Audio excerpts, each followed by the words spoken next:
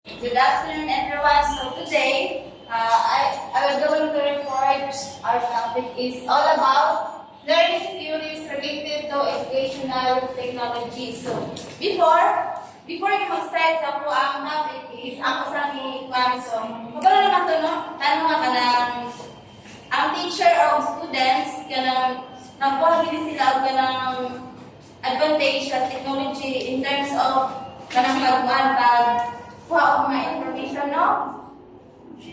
Paano bumana na aware na bumana nga ang mga teachers o students gamit kay sa ilang technology. It's because mo na lang ikuha ang mga resources, references sa ilang mga lessons or mga kung sa dira about sa ilang study.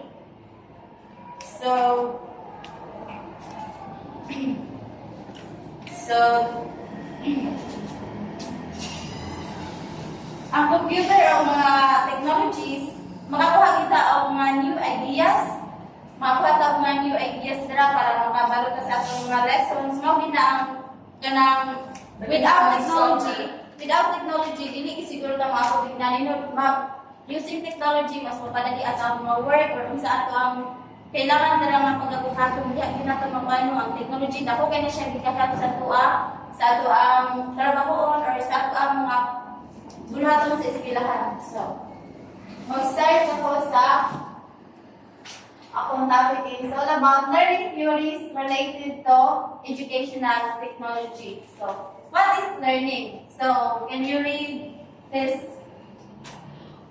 Jim?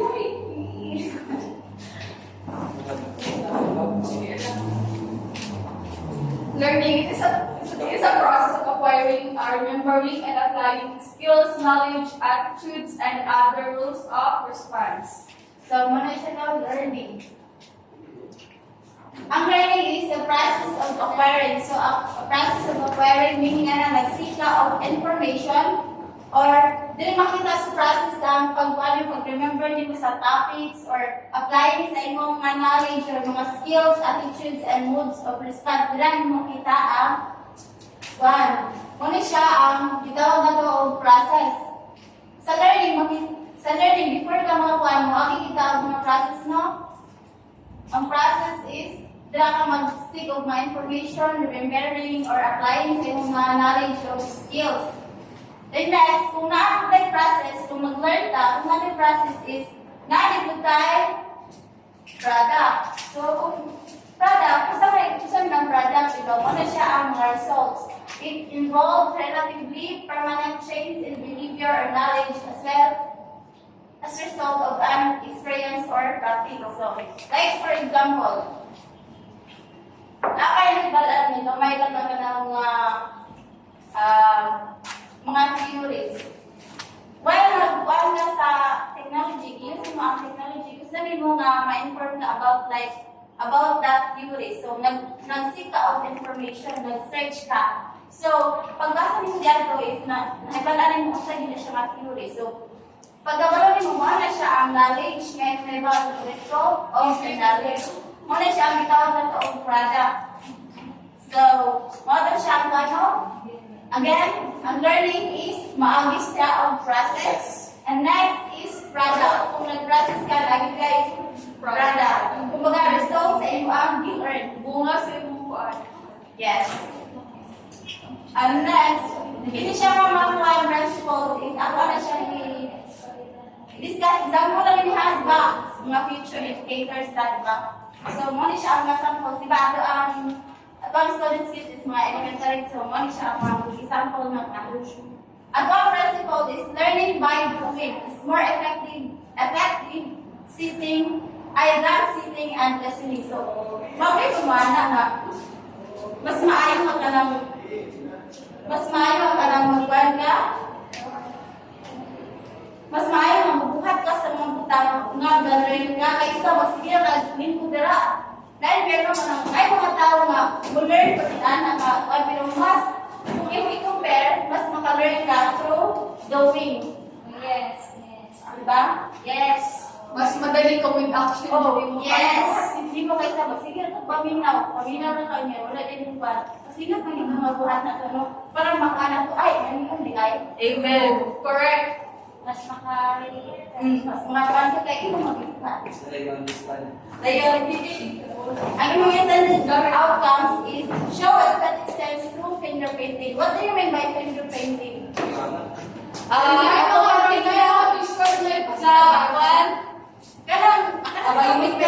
Mag-paint ka na using your hand. Physical. Then, ikaw na iyan na sa, for example, na kay paper money or sa illustration board. Kaya na, ma-form siya of art. Di ba niya kita na, nakabi ko ba sa art? Yes, elementary. So, sa may purpose mo as a teacher, di ba teacher ka? Encourage the students to move freely like a wind or blowing. Let the students move their hands like blowing hands. Di ba ka mag-painting? Finger painting tayo. Ano, freely kayo ang kapan nyo kasi akong ikuan. Kasi akong i-form mga kuan by using your hand. Di ba, magbati mo ang madala. And next is present concepts in various ways. Mag-present ka ang mga sa lain ng mga paangi, right? For example, nag-experiment ka. Yung ang intended learning outcomes is explore the reaction of metal to acid. Kung sila nakatry na mag-salad. Salad? Macaroni na. Salad, right? Okay. Salad. Ganun kayo kung different kinds of salad. Yes. Ako ang ginagawa nila is, at least naka-viewer. Lagi, tama mo tayo. Lagi. Ada, bibang salad. May salad. Kaya mga Pero ako ang focus kayo, kanon is, katong salad nga na acid. Like, for example, sabi lang kung salad, di ba na yung Kaya mga gusto, ito, diba,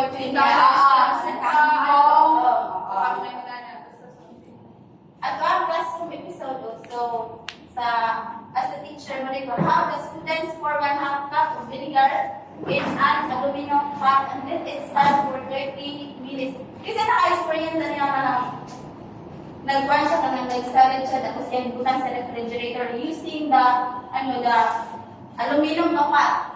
Diba? Dili mo ginagawa. Dili mo ginagawa.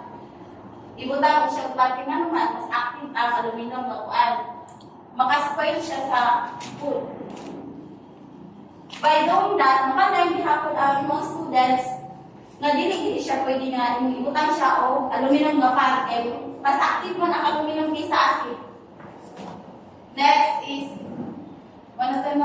learning is aided by formulating and asking questions.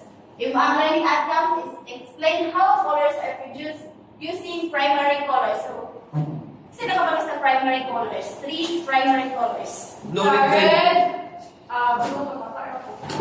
Green. Red, blue, green. Red. Red, yellow, blue. Wala siya primary colors. Red. Di ba, mga red, Dapat imong yellow, blue. Oh. Which color is produced if you mix red and yellow? Mag-combine ka, mura yung siya experimentation na kung mag-combine ka yellow o red. Isa may Versus na nag-iisip pa orange. Orange. Pati, red and yellow. Red plus yellow. Sa effect sa Orange. color. Tama ka, orange. Orange mo. Kita. Mura yung siya experimentation no, learn ka through doing that experiment. Which color is produced when you mix red and blue? Kung red and blue, hindi mo nga one purple. Remix ang purple siya mo. Diba? Nanang kita hindi mo no, masayang na effect sa mga color, hindi mo siya i-mix. Which color is produced when you mix yellow and blue? Yellow, blue. Sa may ring. Yellow, blue, green. Yellow. Both in is nagantihan. So, learning by doing hapon, mas makalearn ng students by doing. Next is more effort is put forth when tasks are challenging. Kailangan ba although ang mga students ang mga ganahan ng mga challenging katulad ba itong mga malinaw? Mga genius.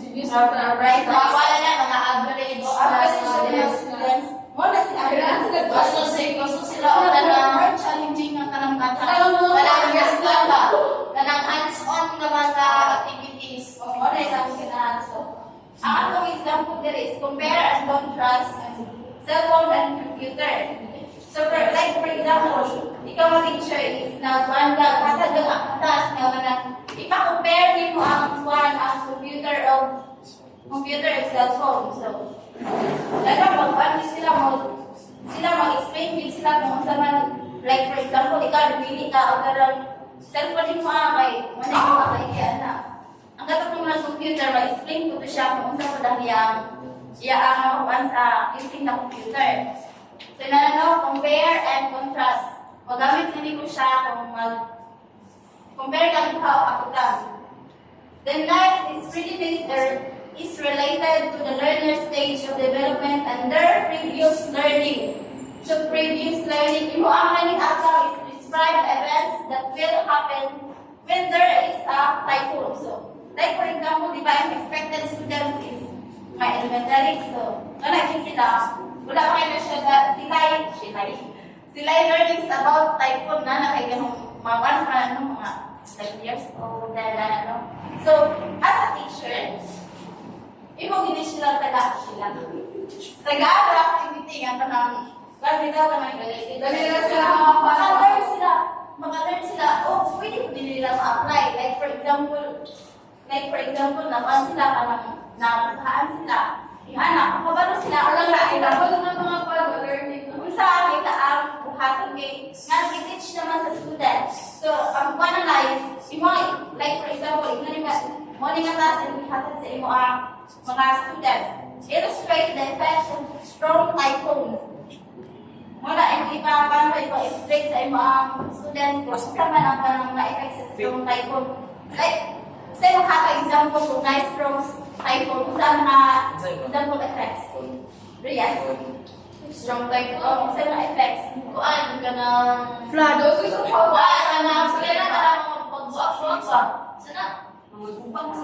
Flood? Ay, ang kuan na sa environment, karang may mga kuan kaya mga trees, mga landslide, magbaha. Ang walay kay kuarami. Then next, mo na siya example, imo mo mga students na para magalo siya. Then write a story about what happens to the crops and plants when there is a typhoon. Mo na yung ipa-explain kung saan like mga crops nga kuan, like for example, lakad ito na bilaw na mag-upit sa gilid ng area, sa ila ang mga effects ito ng mga effects. Isa na yung isa na yung mga pagkilas. Mga maisan. Kung magawa nila na, kung mag-typhoon lang, samantala ko na pang hindi pa bitaw ng mga mais. Enjoy kayo. Kung mag-typhoon, hindi na sila kaya mamatay sila, hindi na sila pangkukan yan. Hindi pa kaya wala mag-grow. Wala sila kusog. Wala sila kapusog. Wala ko sila kapubunga. So, mag-all din ang mga public na kuwan kay mahubang kita ang source of income no kay kapag may kayo muna nung hindi wala rin. So, model mo, again, learning is muang kita ang process, and then process niya na neither expected na one result or the product. So in summary, mas maka-learn ang students through doing kaysa magsigil siya hindi ko diyara. Kaya namin mga student nga maka-learn siya through sitting on listening, pero mas kung i-compare, mas maka-learn ang students through doing things na usang mata sa yung ginabuhat. So, next, ang mag-record si Gilid Michael. Good afternoon, everyone. My name is Michael Gilid. And that's the continuation of faith about the learning theories. Learning theories is how teachers view the role of technology and media in the classroom. It depends much on their beliefs about how people learn. Over the past half century, there have several learning theories. Actually, na-discuss na ni Faith ang learning theory. So, dito na ako sa behaviorism. It's a theory of animal and human. The learning that focuses on object observable behaviors on discounts mental activities, behavior theories, learning as nothing more than the acquisition of new behavior. So, psychologists study behavior patterns and response system in humans and other animals. Behaviorism treats learning as a response to stimulus. That is, human and other animals are trained to respond in certain ways to certain stimuli. So, ang behaviorism is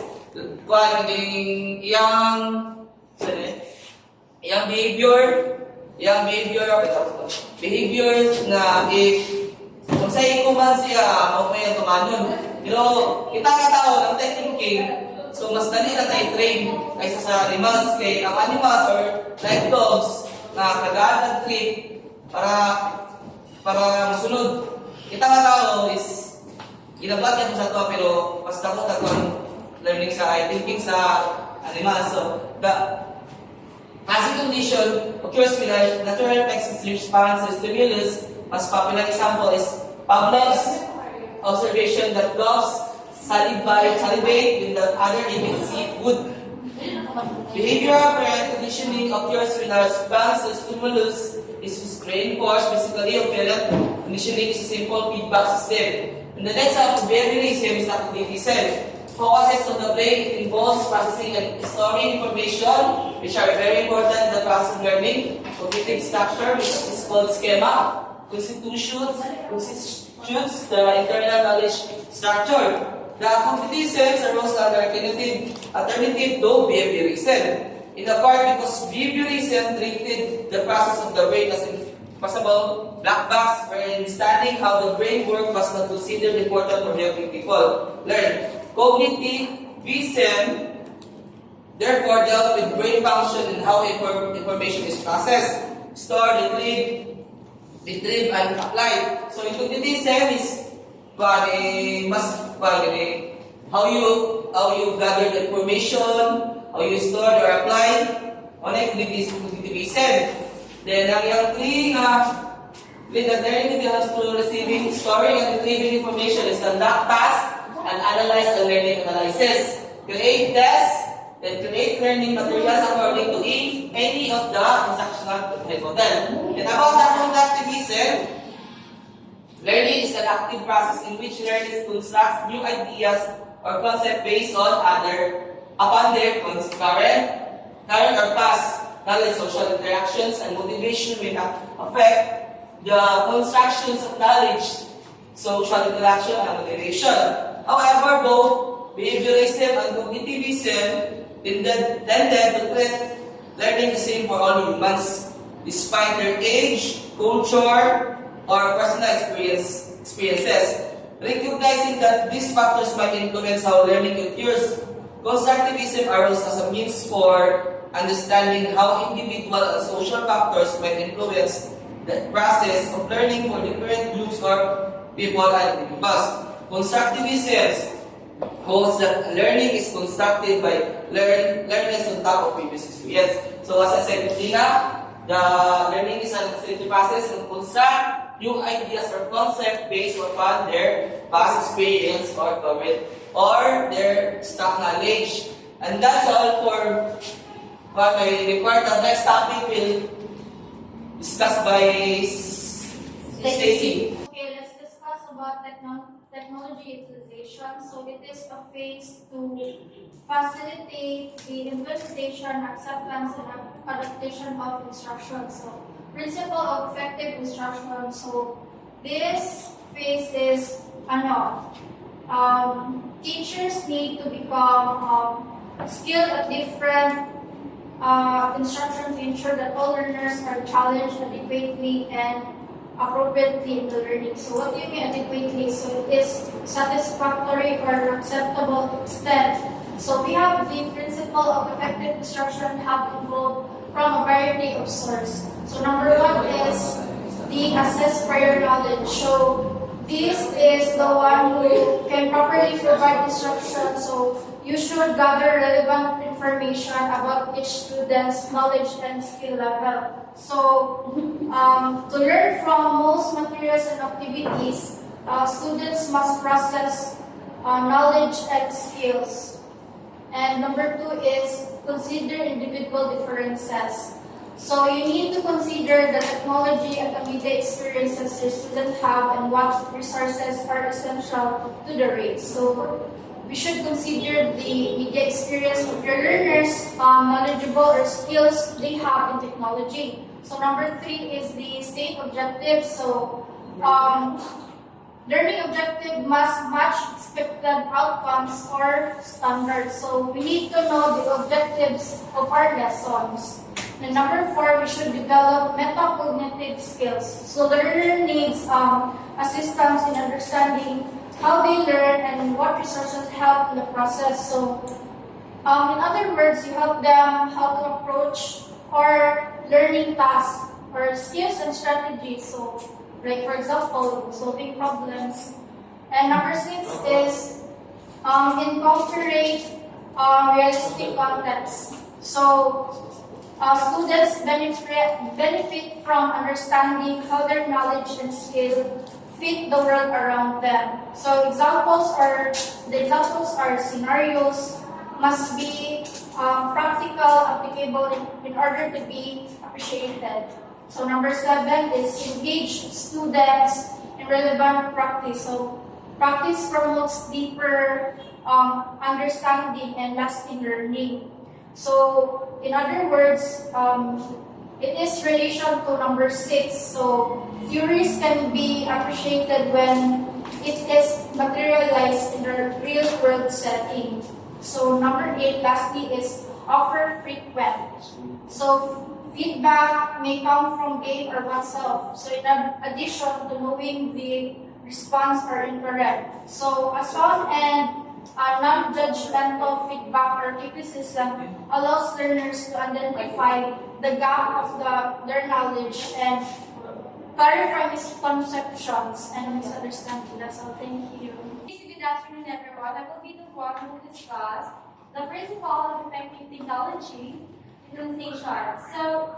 So teachers are expected to be competent to the use of technology in their teaching. So it's very important to use technology in our daily lives, and not just in our daily lives, but also in our schools. So do you know what is NETSS? So NETSS means National Education Technology Standards for Students. Next is IST.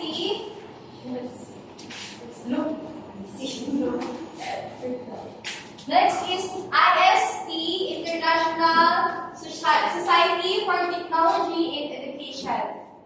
So, the National Education of Technology Standard for Students has creativity and innovation, communication and collaboration, research and information fluency, critical thinking and problem solving, and decision making, digital citizenship, and technology operation and concept.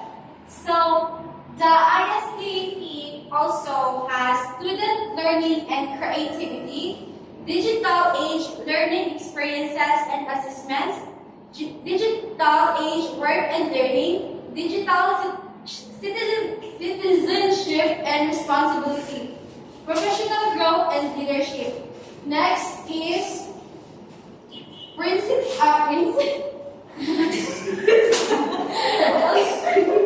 Okay, as a teacher, you will be expected to enhance student abilities to engage the use of technology to support their learnings and address the 6th area of competency, also known as technology literacy skills. Next is principle of effective media utilization. You are continue learning from multiple resources of media and provide us with information and challenge creativity. Next, principles of effective text utilization. Text is everywhere in students' learning experiences. Text materials include textbook, fiction and non-fiction books, newspapers, booklets, computer screens, magazines, and study guides, and etc. So, there's our advantages. Okay, so availability, flexibility, and portability, and user-friendly. Next,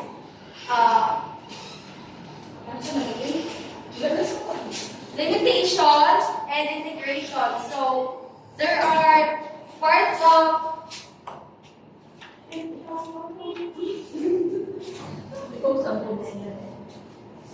limitation. Okay. Reading level, memorization, vocabulary, one-way presentation, curriculum determination, and cursory appraisal. So, about sa integration na po is font choice, background and patterns, and arrangement. And that's all. Good afternoon, everyone. My daughter is Manila Saidale. Check and revise. Always be sure to be software help, but is not a perfect invite and mean to be type of the word. Then, but only manage to type. Your spell check error accent is correct when the meaning is clearly impacted by the of the word. So, check and revise ay kailangan natin always i-check atong gi-type.